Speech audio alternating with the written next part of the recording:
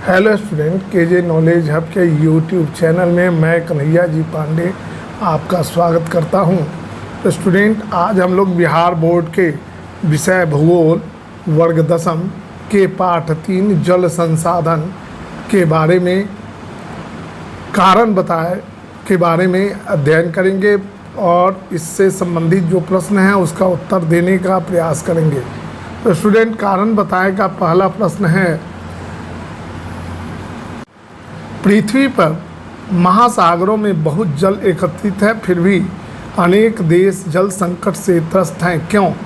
तो स्टूडेंट, हम इसका उत्तर इस प्रकार देंगे, क्योंकि महासागरों का जल खारा एवं नमकीन होता है, जिसका उपयोग हम पीने, नहाने, सफाई करने, कारखानों को संचालित करने तथा सिंचाई में नहीं कर सकते हैं।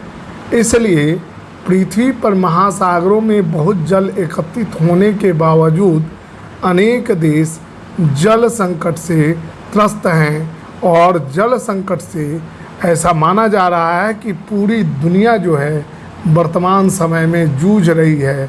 और इसके पीछे एक महत्वपूर्ण कारण है स्टूडेंट, बढ़ती हुई विश्व की जनसंख्या। मानव का जनसंख्या लगातार बढ़ रहा है। अब हम लोग स्टूडेंट प्रश्न संख्या 2 को देखते हैं। कोसी नदी को बिहार का शोक तथा दामोदर नदी को बंगाल का शोक कहा जाता है, क्यों?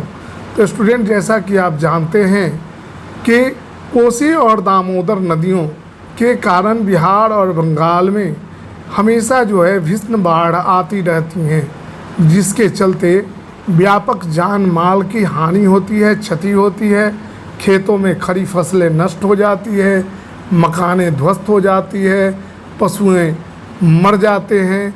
तो इसके कारण कोसी नदी को बिहार का शोक तथा बंगाल को दामोदर नदी को बंगाल का शोक कहा जाता है। तो स्टूडेंट, अब हम लोग प्रश्न संख्या 3 की ओर बढ़ते हैं। कारण बताए का यह तीसरा प्रश्न है कि जल को अत्यंत महत्वपूर्ण संसाधन क्यों माना जाता है? जैसा कि आप स्टूडेंट जानते हैं कि पृथ्वी पर हमारे सौरमंडल का पृथ्वी एक ऐसा ग्रह है जिस पर बहुतायत मात्रा में जल उपलब्ध है, लेकिन ये जल जो है हमारे जो आवश्यकता है उसको पूरा नहीं कर सकते हैं। तो हम इसका उत्तर इस प्रकार दे सकते हैं स्टूडेंट, क्योंकि जल के कारण ही मानव बहुत सारे कार्यकलाप संपन्न करता है। मानव जो है, मानव का जितना भी कार्यकलाप है, जैसे पीने में, नहाने में, खाना पकाने में, कारखाना चलाने में, खेतों की सिंचाई करने में इत्यादि में जल का महत्वपूर्ण उपयोग होता है। जल के बिना आप फसलें नहीं उपजा सकते हैं, भोजन नहीं पक सकता है। तो जल के अभाव में जीव जंतुओं एवं पेड़ पौधों का जीवन भी खतरे में पड़ सकता है। तो स्टूडेंट, पृथ्वी पर जीवन का संचालन जल के द्वारा ही होता है, अतः जल को एक महत्वपूर्ण संसाधन माना जाता है। स्टूडेंट, जल बहुत ही दुर्लभ पदार्थ है। इसके बिना हम अपने जीवन या पृथ्वी पर जीवन की कल्पना नहीं कर सकते हैं। जीवन को संचालित करने के लिए जल बहुत ही आवश्यक है। जल ही जीवन है, ऐसा कहा जाता है। हाँ, तो स्टूडेंट, अब हम लोग अति लघुत्तरीय प्रश्न को देखते हैं। हमारा अति लघुत्तरीय प्रश्न का पहला प्रश्न है, विश्व में उपलब्ध जल का कितना प्रतिशत महासागरों में जमा है? तो स्टूडेंट, इसका उत्तर होगा विश्व में उपलब्ध जल का 96.5% भाग जो है महासागरों एवं सागरों में जमा है। हमारा दूसरा प्रश्न है स्टूडेंट कि दिल्ली में 13वीं सदी में जल संग्रहण के लिए बने विशेष तालाब का क्या नाम है? तो फिरोज शाह के द्वारा 13वीं सदी में दिल्ली में जल संग्रहण के लिए एक विशेष तालाब का निर्माण कराया गया था, जिस तालाब को हौज ए खास के नाम से जाना जाता है। स्टूडेंट, अति लघुत्तरीय का तीसरा प्रश्न है, राजस्थान में भूमिगत टंकियों में एकत्रित वर्षा जल का स्थानीय नाम क्या है? तो स्टूडेंट, राजस्थान में भूमिगत टंकियों में एकत्रित वर्षा जल का स्थानीय नाम टांका है। वहाँ के लोग जो हैं इसको टांका नाम से पुकारते हैं। हमारा अगला प्रश्न है प्रश्न संख्या 4। पश्चिमी हिमालयी क्षेत्र में पानी की धारा बदलकर सिंचाई के लिए प्रवाहित करने वाली प्रणाली का क्या नाम है? तो स्टूडेंट, इसका उत्तर हम इस प्रकार लिखेंगे कि पश्चिमी हिमालयी क्षेत्र में पानी की धारा बदलकर सिंचाई के लिए प्रवाहित करने वाली प्रणाली को कुल या गुल नाम से वहाँ के लोग पुकारते हैं, अर्थात उसको कुल या गुल कहा जाता है। अब स्टूडेंट, हमने परीक्षा के संदर्भ में कुछ अति लघुतरीय प्रश्न को रखा है जो परीक्षा के लिए काफ़ी महत्वपूर्ण है। तो इसमें हमारा पहला प्रश्न है कि जल संकट क्या है? तो स्टूडेंट, इसका उत्तर हम इस प्रकार देंगे कि जब मानव की आवश्यकताओं के उद्देश्य जनित जल की कमी होने लगती है, यानी उसको पीने का जल नहीं मिले, उसे सफाई करने के लिए जल नहीं मिले, उसके कल कारखानों उद्योगों को संचालित करने के लिए जल नहीं मिले, उसके खेतों की सिंचाई के लिए जल नहीं मिले, तो ऐसी स्थिति को जल संकट के नाम से जाना जाता है। विश्व जो है वर्तमान समय में जल संकट से जूझ रहा है। विश्व के अधिकतर देशों में जल की व्यापक कमी होती जा रही है, जिसका सबसे प्रमुख कारण विश्व की बढ़ती हुई तेज गति से जनसंख्या है। इस बढ़ती हुई जनसंख्या के लिए जो है जल अब कम मात्रा में उपलब्ध है। स्टूडेंट, हमारा दूसरा प्रमुख प्रश्न है अति लघुतरीय का, बहुउद्देशीय परियोजना से आप क्या समझते हैं? चाहे बहुउद्देशीय परियोजना क्या है?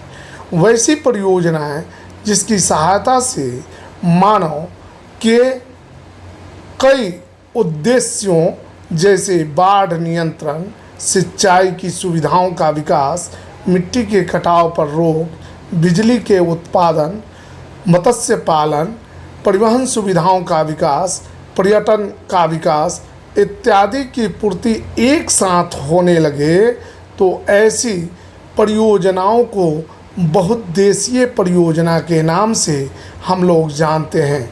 तो स्टूडेंट, अब हम लोग लघुतरीय प्रश्न को देखेंगे। हमारा पहला लघुतरीय प्रश्न है स्टूडेंट, तो स्टूडेंट, अब हम लोग लघुतरीय प्रश्न के बारे में जानकारी प्राप्त करते हैं। हमारा पहला प्रश्न है, जल किस प्रकार दुर्लभ संसाधन है? जैसा कि आप जानते हैं कि हमारे सौर मंडल में पृथ्वी ही एकमात्र ऐसा ग्रह है जिसके 71.2% हिस्से पर जल उपस्थित है। इसका 96.5% भाग जल जो है सागरों एवं महासागरों में स्टूडेंट उपस्थित है। लेकिन इस जल का उपयोग मनुष्य जो है अपनी आवश्यकताओं को पूरा करने में नहीं कर सकता है, जैसे पीने, नहाने, कपड़ों की सफाई, कारखाना चलाने, सिंचाई इत्यादि में नहीं कर सकता है, क्योंकि महासागरों और सागरों का जल नमकीन होता है और शेष जो जल बचता है वह मात्र 2.5% है। इस जल का 70% भाग जो है ग्रीनलैंड, अंटार्कटिका, आर्कटिक प्रदेश, पर्वत के ऊंचे शिखरों जैसे हिमालय, आल्प्स, रॉकी के जो पर्वत शिखर है, माउंट एवरेस्ट जैसे उनके, और हिम नदियों, ग्लेशियरों में बर्फ़ के रूप में जमा है। शेष जल का जो 37% हिस्सा है वह नदियों, झीलों, तालाबों, पोखरों, भूमिगत जल एवं के रूप में पाया जाता है। इससे पता चलता है कि जल एक दुर्लभ संसाधन है। स्टूडेंट, अब हम लोग लघुतरीय प्रश्न का दूसरा प्रश्न देखेंगे। हमारा दूसरा प्रश्न है, भारत में जल के प्रमुख स्रोत कौन कौन से हैं? तो स्टूडेंट, भारत में जल का सबसे प्रमुख स्रोत वर्षा है। भारत में जल के निम्नलिखित स्रोत हैं, इसमें वर्षा जो है सबसे प्रमुख स्रोत है। इसके अलावा नदियाँ, झील, तालाब, पोखर, भूमिगत जल और हिम नदियाँ जो है जल के प्रमुख स्रोत भारत में हैं। अब हमारा तीसरा प्रश्न है स्टूडेंट, बहुउद्देशीय नदी घाटी परियोजनाएं किस प्रकार लाभप्रद हैं तथा यह भी बताना है कि ये किस प्रकार हानिकारक हैं। स्टूडेंट, जैसा कि आप जानते हैं, बहुउद्देशीय नदी घाटी परियोजना का अर्थ पहले समझे। वैसी नदी घाटी परियोजना जिससे मनुष्य के बहुत सारे उद्देश्यों की पूर्ति होती है, जैसे बिजली बनाने का, सिंचाई की सुविधाओं का विकास करने का, मत्स्य पालन का, परिवहन की सुविधाओं के विकास का, पर्यटन का इत्यादि का। जब हम नदी घाटी परियोजना का उपयोग करते हैं तो उसको बहुउद्देशीय नदी घाटी परियोजना कहते हैं। तो हम स्टूडेंट सबसे पहले देखेंगे कि बहुउद्देशीय नदी घाटी परियोजना किस प्रकार हमारे लिए लाभकारी है। तो इसका पहला पॉइंट जो होगा वह यह होगा कि नदी घाटी परियोजनाओं से नदियों पर बांध बनाकर सिंचाई के लिए नहरें निकाली जाती हैं, बाढ़ का नियंत्रण किया जाता है, इसकी सहायता से बिजली का उत्पादन किया जाता है और मछली पालन किया जाता है, पर्यटन का विकास किया जाता है, यातायात की सुविधाओं का विकास किया जाता है। इस प्रकार बहुउद्देशीय नदी घाटी परियोजनाएं जो है हमारे लिए बहुत ही लाभकारी है। लेकिन दूसरी ओर जब हम ध्यान देते हैं तो हम पाते हैं कि बहुउद्देशीय नदी घाटी परियोजनाओं के कुछ हानिकारक प्रभाव भी हैं, जो इस प्रकार। नदी घाटी परियोजनाओं के कारण नदियों के स्वाभाविक प्रवाह पर रोक लगा दिया जाता है, जिससे उसकी पेटी में गाद बैठ जाता है और नदी उथला हो जाता है। कम पानी आने पर भी नदी के क्षेत्रों में बाढ़ की संभावना बढ़ जाती है। दूसरा जो है, जल का प्रदूषित होने के कारण जलीय जीवों पर इसका बुरा प्रभाव पड़ता है। और तीसरा है, लोगों के विस्थापन की समस्या जल बहुउद्देशीय नदी घाटी परियोजना के स्थापित होने से बढ़ जाती है। तो स्टूडेंट, अब हम लोग प्रश्न संख्या 4 को देखेंगे। स्टूडेंट, हम लोग प्रश्न संख्या 4 को देखते हैं। हमारा प्रश्न संख्या 4 है, नदियों पर बांध क्यों बनाए जाते हैं? तो स्टूडेंट,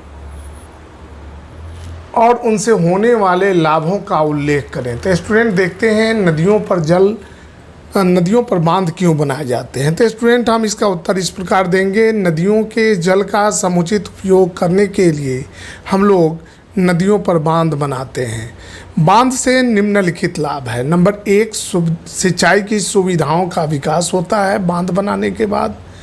बिजली के उत्पादन के लिए भी बांध बनाए जाते हैं। मछली पालन के लिए बांध बनाए जाते हैं। मिट्टी के कटाव पर रोक लगाने के लिए भी बांध बनाए जाते हैं। बाढ़ नियंत्रण के लिए भी बांध बनाए जाते हैं। यातायात के सुविधाओं के विकास के लिए भी बांध बनाए जाते हैं। स्टूडेंट, अब हम लोग प्रश्न संख्या 5 को देखते हैं।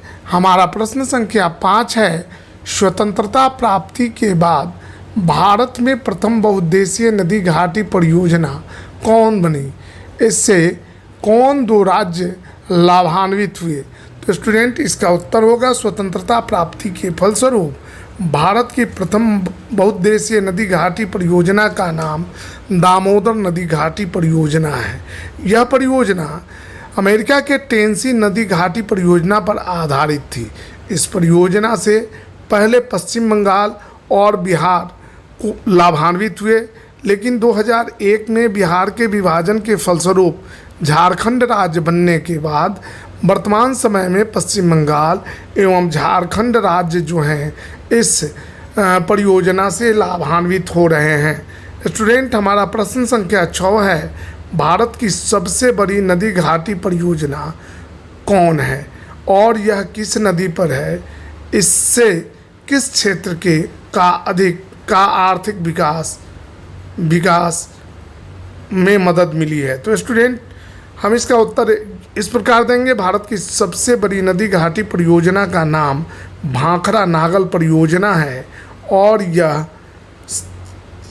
सतलज नदी पर अवस्थित है। स्टूडेंट, भाखड़ा नागल परियोजना की स्थापना के बाद भारत के पश्चिमोत्तर भाग के जो राज्य थे वे काफ़ी लाभान्वित हुए।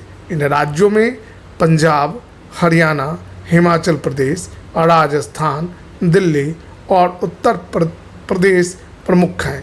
इन पश्चिमोत्तर भाग के राज्यों के आर्थिक विकास में जो है काफ़ी मदद मिली। हमारा 7वां सवाल है स्टूडेंट, राष्ट्रीय जल परिषद के महत्वपूर्ण कार्य का उल्लेख करें। एक महत्वपूर्ण कार्य का उल्लेख करें। तो स्टूडेंट इसका उत्तर होगा राष्ट्रीय जल परिषद के महत्वपूर्ण कार्य निम्नलिखित हैं। नंबर 1, जल की उपलब्धता को बनाए रखना। नंबर 2, जल को प्रदूषित होने से बचाना। और तीसरा सबसे प्रमुख कार्य इसका है प्रदूषित जल को साफ करके बार बार उसका पुनर्उपयोग करना ताकि जल की कमी ना हो। तो स्टूडेंट इस प्रकार अब हम लोग प्रश्न संख्या 8 को देखेंगे। हमारा प्रश्न संख्या 8 है। प्रश्न संख्या 8 है, जल संकट से आप क्या समझते हैं? भारत में पेयजल संकट के कारणों पर प्रकाश डालें। तो स्टूडेंट, मानव की आवश्यकताओं की पूर्ति के लिए उद्देश्य जनित जल की कमी को जल संकट के नाम से जाना जाता है। स्वीडन के प्रसिद्ध जल संसाधन विशेषज्ञ फॉल्कन मार्क के अनुसार यदि प्रति व्यक्ति प्रतिदिन 1000 घन मीटर से कम जल उपलब्ध हो तो ऐसी स्थिति को जल संकट माना जाएगा। भारत में पेयजल संकट के प्रमुख कारण निम्नलिखित हैं। नंबर 1, भारत के विभिन्न क्षेत्रों में अपर्याप्त वर्षा होती है, जिसके अलावा भारत की जनसंख्या तीव्र गति से बढ़ रही है, जिसके कारण भारत में जल की मात्रा में मांग जो है लगातार बढ़ रही है। इसके अलावा भारत में सिंचाई की सुविधाओं का विकास हो रहा है और उद्योगों को भी अत्यधिक मात्रा में जल की खपत है, जिसके कारण भारत में पेयजल संकट उपस्थित हो रहा है। भूमिगत जल का लोग अत्यधिक अविवेक ढंग से विदोहन कर रहे हैं, इसके कारण भी भारत में जल संकट का उपस्थित हो रहा है। उच्च जीवन स्तर के लिए जल की खपत दिन प्रतिदिन स्टूडेंट बढ़ती जा रही है। अब हमारा प्रश्न संख्या 9 है कि हिमालय की नदियों में सदा जल मिलता है, पर प्रायद्वीपीय भारत की नदियाँ ऋतु विशेष में ही जलपूरित रहती हैं, क्यों? तो स्टूडेंट, जैसा कि आप जानते हैं कि हिमालय एक उच्च पर्वत शिखर है, जिसके ऊंचाई वाले भागों में बड़ी बड़ी हिम नदियाँ, ग्लेशियर और इसके ऊंचे पर्वत शिखरों पर बर्फ जमा हुआ है। यह बर्फ लगातार पिघलते रहता है, जिसके कारण हिमालय की नदियों में सालों भर जल जो है भरा रहता है। ठीक इसके विपरीत जैसे ही हम प्रायद्वीपीय पठार की नदियों पर ध्यान देते हैं तो हम देखते हैं कि इन नदियों और इस क्षेत्र में कोई भी ऊंचा पर्वत शिखर नहीं है जहां से बर्फ के पिघलने से नदियों में जल आए। तो यह ऋतु विशेष अर्थात वर्षा ऋतु में ये नदियां जो है जल से भर जाती हैं। अर्थात दक्षिण के पठार की नदियां जो है, प्रायद्वीपीय पठार की नदियां, वो बरसाती होती हैं और वर्षा ऋतु में जल से परिपूर्ण हो जाती हैं। लेकिन वर्ष के अन्य ऋतुओं में इन नदियों में जल या तो ना होता है या जल बहुत ही कम होता है। अब हम स्टूडेंट प्रश्न संख्या 10 को देखते हैं, जीवन में जल का क्या महत्व है? स्टूडेंट, जैसा कि जानते हैं, ऐसा माना जाता है कि जल ही जीवन है। आप ये भी जानते हैं कि मानव या अन्य जीवधारियों की उत्पत्ति जो है जल के अंदर ही हुई है। जल मानव के और जीवन के विकास के लिए काफ़ी महत्वपूर्ण है। जल का उपयोग मानव पीने, नहाने, सफाई करने, उद्योगों को संचालित करने, बिजली बनाने, मछली पालन करने, फसलों की सिंचाई करने एवं यातायात के साधनों के विकास में करता है। इसलिए जल एक महत्वपूर्ण संसाधन है और जल जो है हमारे जीवन में काफ़ी महत्वपूर्ण स्थान रखता है। स्टूडेंट, अब हम लोग अंतिम प्रश्न 11 को देखेंगे कि बताएं कि जल किस प्रकार नवीकरणीय संसाधन है। जैसा कि आप स्टूडेंट जानते हो कि जल की पुनः पूर्ति संभव है। जल चक्र के माध्यम से जल की पुनः पूर्ति होती है, इसलिए जल को नवीकरणीय संसाधन माना जाता है। स्टूडेंट, इस प्रकार आज हमने पाठ 3 भूगोल वर्ग 10 बिहार बोर्ड के तीसरे पाठ जल संसाधन के कारण बताएं, अति लघुतरीय प्रश्न, महत्वपूर्ण अति लघुतरीय प्रश्न एवं लघुतरीय प्रश्नों के बारे में जानकारी प्राप्त की। स्टूडेंट, अब हम भूगोल के पाठ 4 के अगले वीडियो में के बारे में जानकारी प्राप्त करेंगे। अगर वीडियो स्टूडेंट आपको अच्छा लगे तो आप इसे लाइक करें, शेयर करें, सब्सक्राइब करें। मैं कन्हैया जी पांडे आपसे तब तक के लिए विदा लेता हूँ। धन्यवाद।